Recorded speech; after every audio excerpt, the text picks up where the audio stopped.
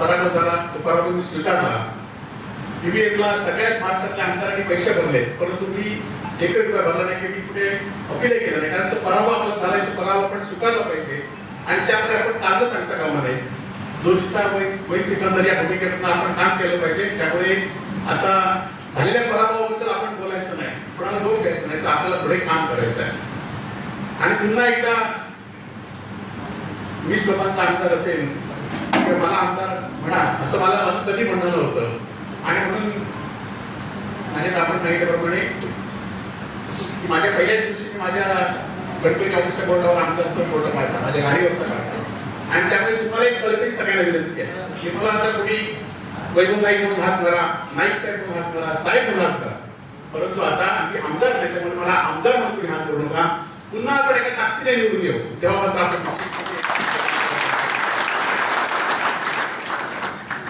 संघर्षाची जीवन येत असतात, चढ उतार येत असतात.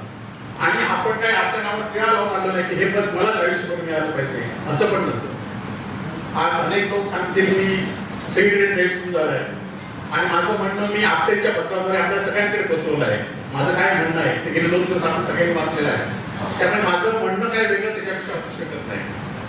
आणि त्यामुळे येणाऱ्या काळामध्ये आपल्याबद्दल अनेक लोक सांगतील की आम्ही साहेब तुमच्या शेवटपर्यंत आहोत.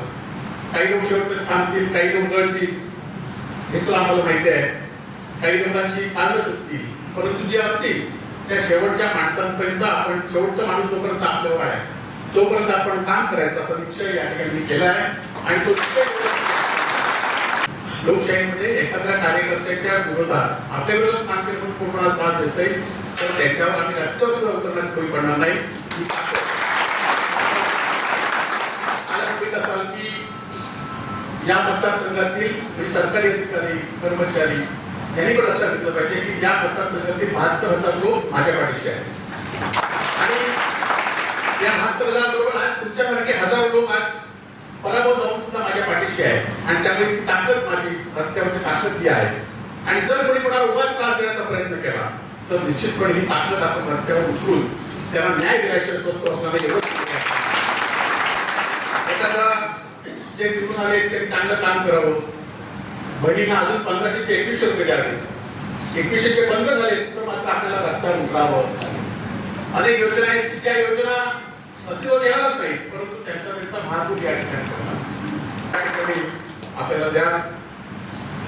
आज आमदारकी नसल्यामुळे खरं तर अनेक लोकांना वाटतं की आमदारकी नसल्यामुळे काय म्हणजे जीवनात आमदार. खरं तर मी आमदारकी गेले 10 वर्ष कधी मिळवण्यासाठी घेतच नव्हतं. मी कधी आमदार माझ्या स्वतःच्या स्वार्थासाठी कधी वापरलंच नव्हतं. आणि त्यामुळे जी आमदारकी असेल ती आपल्यासाठीच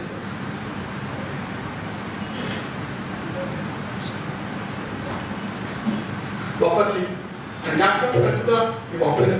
एवढंच जय महाराज.